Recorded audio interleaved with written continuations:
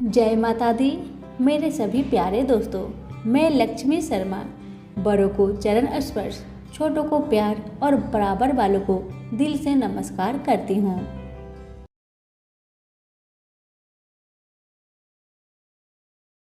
ओम नमः शिवाय।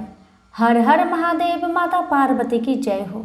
आप सभी को सावन अधिक मास की दूसरी प्रदोष व्रत की ढेर सारी शुभकामनाएं। भोलेनाथ की कृपा आप पर, आपके परिवार पर सदा बनी रहे। भगवान आप सभी की मनोकामना को पूर्ण करे। मेरे प्यारे दोस्तों, आज की वीडियो में आप सभी सुनेंगे प्रदोष व्रत कथा।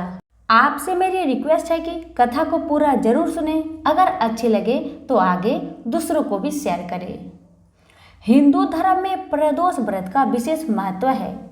धार्मिक मान्यताओं के अनुसार सावन मास में प्रदोष व्रत रखने से साधक की सभी मनोकामनाएं पूर्ण हो जाती है और जीवन में आ रही समस्याएं दूर हो जाती है। अधिक मास का दूसरा प्रदोष व्रत 13 अगस्त के दिन रखा जाएगा। प्रदोष काल में दो अत्यंत शुभ योग का निर्माण हो रहा है। पंचांग में बताया गया है कि श्रावण अधिक मास के कृष्णा पक्ष की त्रयोदशी तिथि का शुभ आरंभ 13 अगस्त सुबह 8:19 से होगा और 14 अगस्त सुबह 10:25 पर यह तिथि समाप्त हो जाएगी। प्रदोष काल में महादेव की पूजा का कारण यह व्रत 13 अगस्त 2023 रविवार के दिन रखा जाएगा। सावन प्रदोष व्रत 2023 पूजा मुहूर्त। पंचांग के अनुसार इस दिन प्रदोष काल संध्या 7:03 से रात्रि 9:12 तक रहेगा। साथ इस शुभ अवसर पर दो अत्यंत शुभ योग का निर्माण हो रहा है, जिसमें की गई पूजा पाठ से साधकों को विशेष लाभ मिलेगा। बता दें कि इस दिन सिद्धि योग रहेगा, जो शाम 4 बजे से शुरू होगा।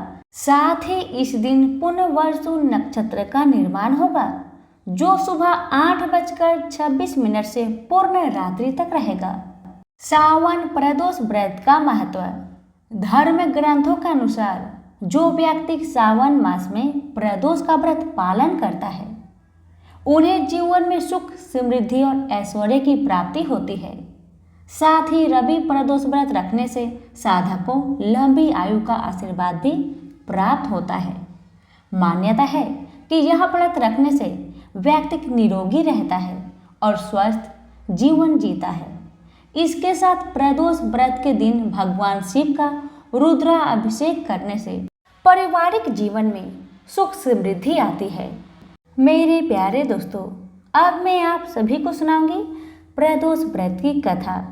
तो सभी मिलकर बोलिए हर हर महादेव, माता पार्वती की जय। अब सुनिए कथा।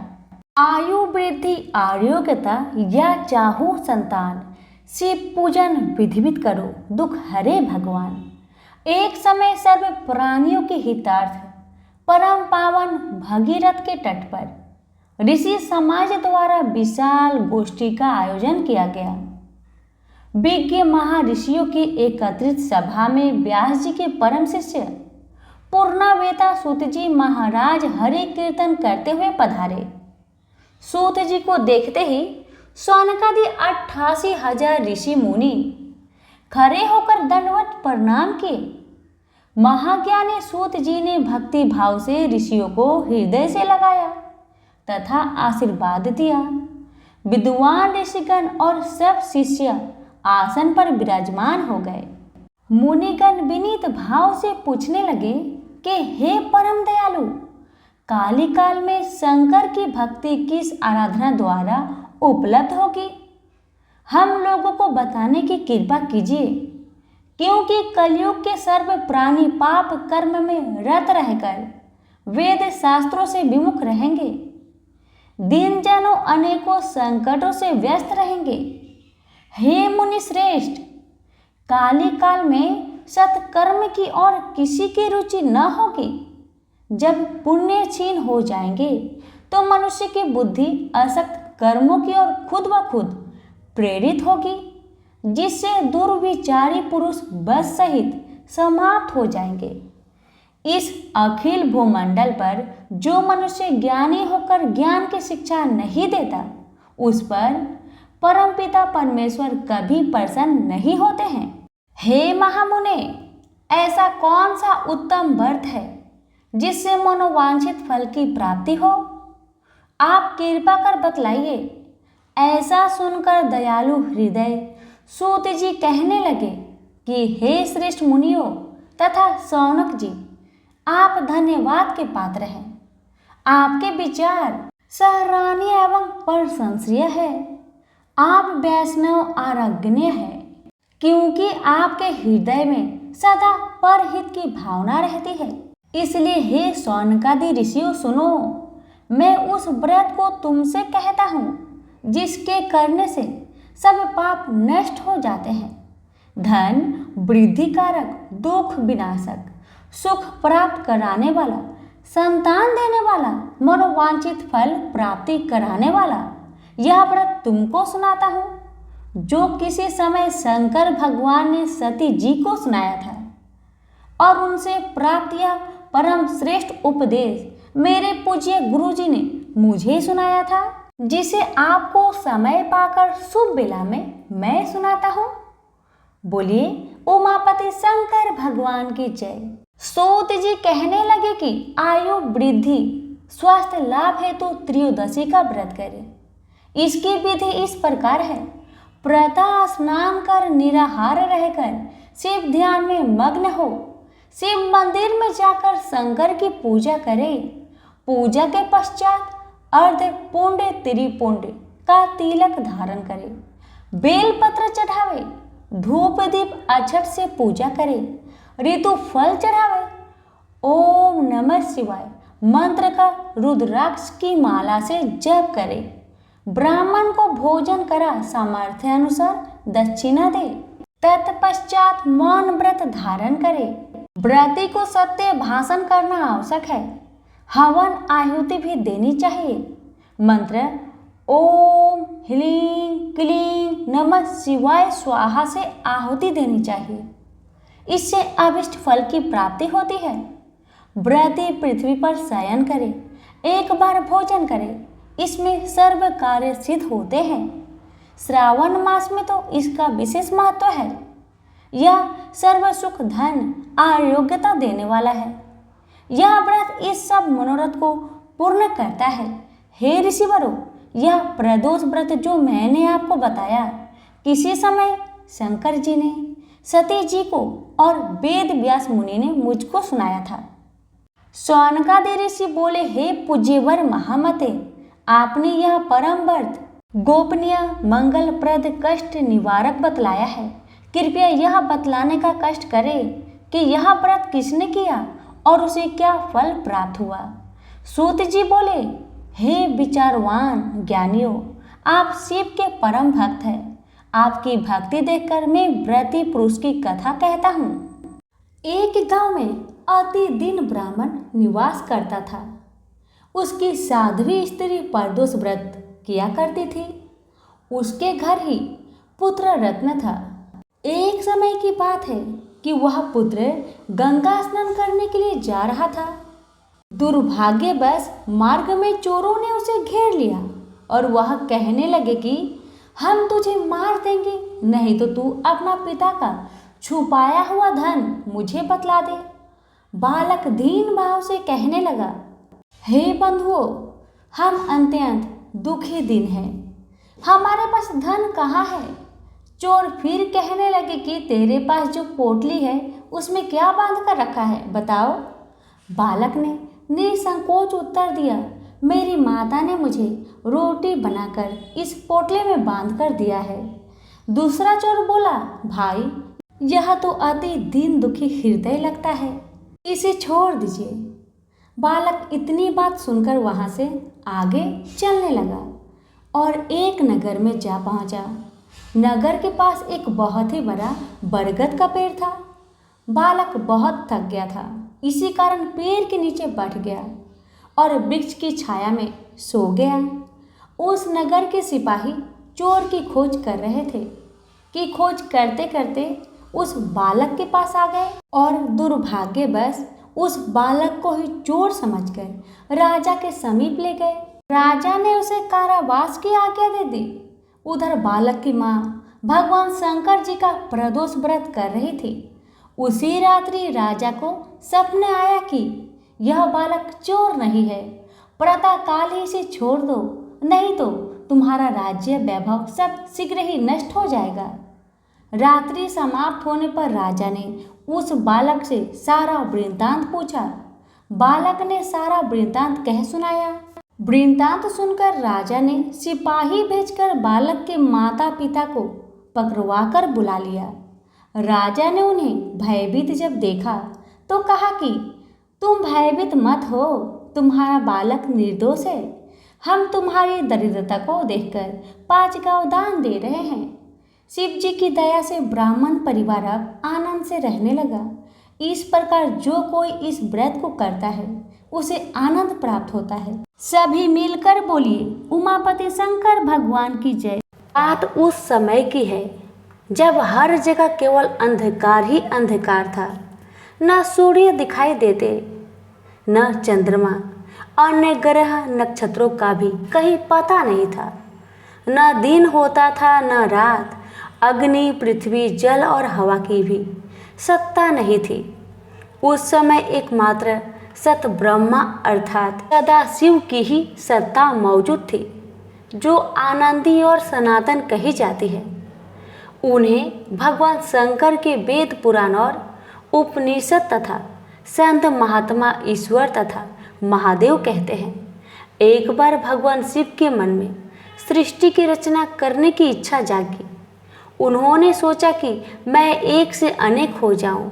यह विचार आते ही सबसे पहले भगवान शिव ने अपनी पराशक्ति अंबिका को प्रकट कर दिया तथा उनसे कहा कि हमें सृष्टि के लिए किसी दूसरे पुरुष का सृजन करना चाहिए, जिस पर सृष्टि चलाने का महान भार सौंपकर हम आनंद पूर्वक विचरण कर सके। ऐसा निश्चय करके शक्ति सहित परमेश्वर शिव ने अपने बांग अंग के 10वें भाग पर अमृत मल दिया। वहां से तुरंत एक दिव्य पुरुष प्रकट हुआ। उसकी सुंदरता देखने योग्य थी। उसमें सब गुणों का समावेश था। वह अति शांत तथा समुद्र की तरह गंभीर था। रेशमी पीतांबर से उनके अंग की शोभा दुगनी हो रही थी। उसके चारों हाथों में क्रमशः शंख, चक्र, गदा और पद्म शोभित हो रहे थे। उस अनुपम पुरुष ने भगवान शिव को प्रणाम कर कहा, भगवान मेरा नाम निश्चित कीजिए और काम बताइए। उसकी बात सुनकर भगवान शंकर ने मुस्कुराकर कहा, बस व्यापक होने के कारण तुम्हारा नाम विष्णु होगा। सृष्टि का पालन करना तुम्हारा काम होगा। भगवान शिव का आदेश पाकर श्री विष्णु कठोर तपस्या में मग्न हो गए।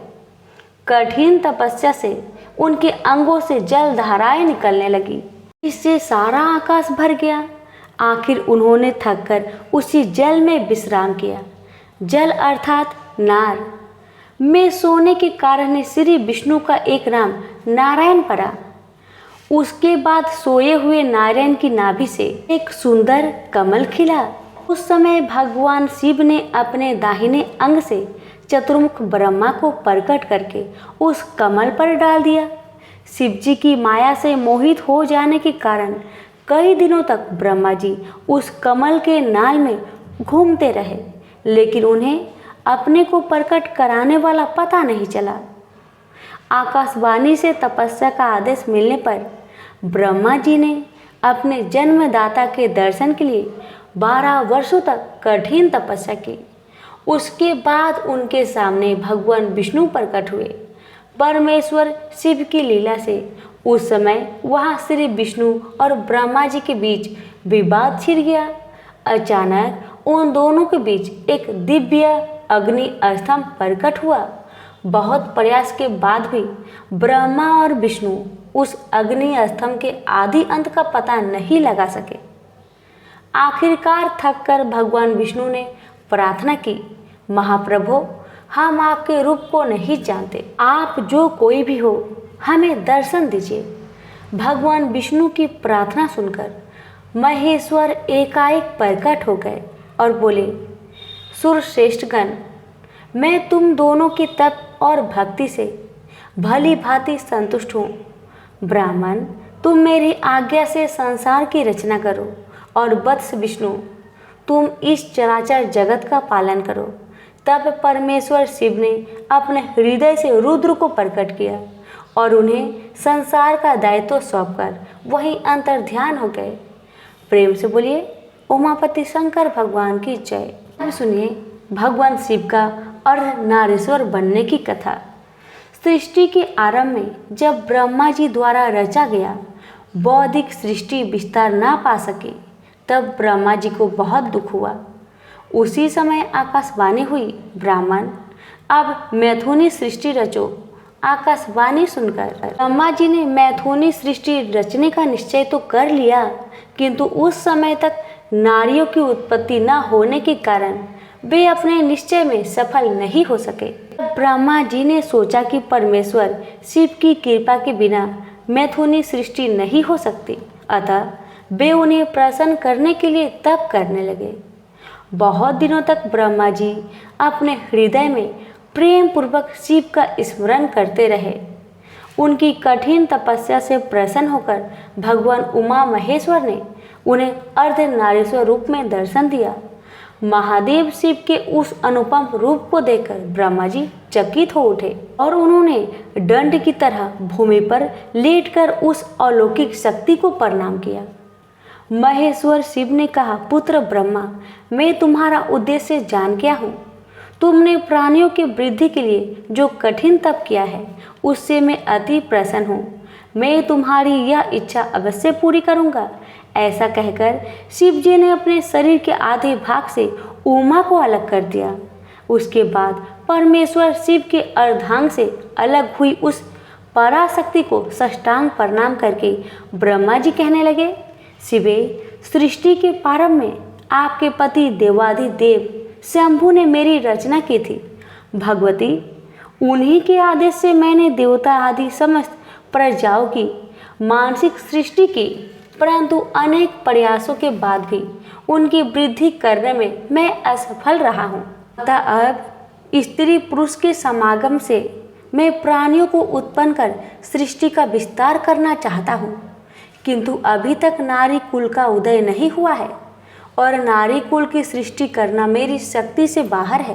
देवी, आप संपूर्ण सृष्टि तथा शक्तियों की जननी हैं, इसलिए हे मातेश्वरी, आप मुझे नारी कुल की सृष्टि करने की शक्ति प्रदान करें। मैं आपसे एक और विनती करता हूँ कि चराचर जगत की वृद्धि के लिए आप मेरे पुत्र दक्ष की पुत्री के रूप में जन्म लेने की कृपा करें। ब्रह्मा की प्रार्थना सुनकर परमेश्वरी शिव ने तथास्तु ऐसा ही होगा यह कहा और ब्रह्मा को उन्होंने नारी के कुल की सृष्टि करने की शक्ति प्रदान की।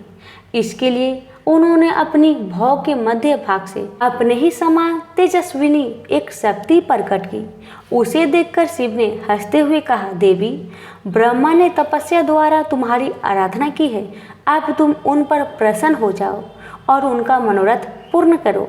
परमेश्वर शिव की इस आज्ञा को सिरोधार्य करके वह शक्ति ब्रह्मा जी की प्रार्थना के अनुसार दक्ष की पुत्री हो गई।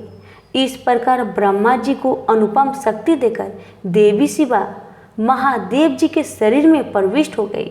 फिर महादेव जी भी अंतर्ध्यान हो गए।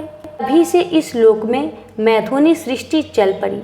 सफल मनोरथ होकर ब्रह्मा जी भी परमेश्वर शिव का स्मरण करते हुए त्रिविधान रूप से सृष्टि विस्तार करने लगे। इस प्रकार शिव और शक्ति एक दूसरे से अभिन्न तथा सृष्टि के आदि कारक है। जैसे पुष्प में गंध, चंद्र में चंद्रिका, सूर्य में प्रभा नित्य और स्वभाव सिद्ध है, उसी प्रकार शिव में शक्ति भी स्वभाव सिद्ध है। शिव में इकार ही शक्ति है। शिव खुद अष्ट तत्व है और शक्ति परिणामी तत्व। शिव अनजन्मा आत्मा है और शक्ति जगत के नाम रूप के द्वारा व्यक्त सत्ता। यही अर्धनारीश्वर शिव का रहस्य है। प्रेम से बोलिए उमापति शंकर भगवान की जय।